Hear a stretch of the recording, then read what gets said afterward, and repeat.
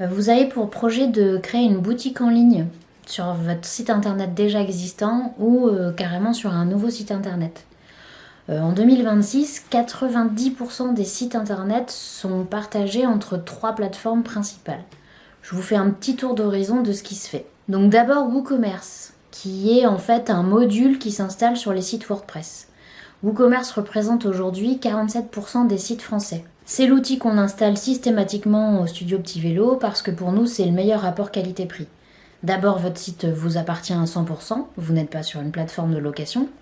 Ensuite c'est gratuit. La base en fait de WooCommerce est gratuite et vous pouvez très bien tout gérer avec une solution qui vous coûtera quasiment 0 € à part les frais sur une plateforme de paiement comme Stripe. Mais en gros, il existe des solutions ou des applications qui vous permettent de gérer tous les besoins de base sur une boutique e-commerce sans avoir à payer le moindre centime. Quand vous voulez des applications un petit peu plus poussées, en fait c'est pareil, sur WordPress il existe déjà quasiment tout, mais en général ça vous coûtera toujours moins cher que d'aller sur une autre plateforme. La majorité des applications de base comme des listes de souhaits ou par exemple un module qui vous permet de choisir des dates et des heures de retrait, ça va vous coûter autour de 50 € par an. Donc quand votre besoin est vraiment important et vous apporte un plus à votre boutique, en général c'est vite amorti. Ensuite vous avez Shopify qui est une énorme plateforme qui est conçue essentiellement pour créer des boutiques en ligne. Shopify représente aujourd'hui 22% des boutiques en ligne françaises. C'est une solution tout en un qui gère absolument tout, l'hébergement, le nom de domaine, la technique, etc. C'est une solution qui vous loue en fait un espace pour votre site internet, vous n'êtes pas propriétaire de votre site, mais l'avantage c'est que vous n'avez pas à gérer la technique. Le point négatif pour nous c'est que vous payez déjà un abonnement mensuel et que grosso modo la moindre fonctionnalité un peu technique que vous allez vouloir installer sur votre site internet, comme par exemple un module pour gérer des modes de livraison un peu différents, vous allez devoir systématiquement payer des frais.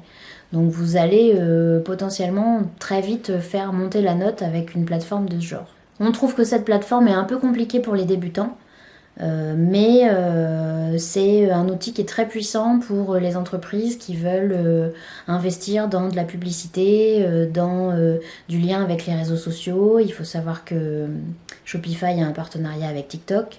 Donc pour les boutiques de mode, les boutiques d'accessoires qui vont avant tout miser leur pub sur les réseaux sociaux, ça peut être un outil très puissant. Et enfin il reste PrestaShop qui représente 19% des boutiques françaises. C'est un peu comme WordPress, c'est une plateforme ouverte sur laquelle on peut ajouter absolument toutes les fonctionnalités qu'on veut, mais qui est quand même un peu plus costaud et qui est préconisé pour des sites à partir de 40 000 visiteurs par mois. Donc c'est idéal pour les projets ambitieux, pour les entreprises qui prévoient d'avoir un gros volume de ventes et de fréquentation, mais comme c'est une plateforme qui est assez technique, il vaut mieux se faire accompagner pour la mise en place de cette solution. Alors lequel choisir ? Il n'y a pas de réponse miracle, en fait ça dépend de vos besoins. WooCommerce jusqu'à 40 000 visiteurs par mois fera très bien l'affaire. Pour la majorité des TPE, PME par exemple, ça le fait. C'est pareil, si demain vous avez déjà un site sur Wix et que vous voulez développer une partie boutique en ligne, vous n'êtes pas obligé de partir de Wix, vous pouvez aussi le faire sur cette plateforme-là.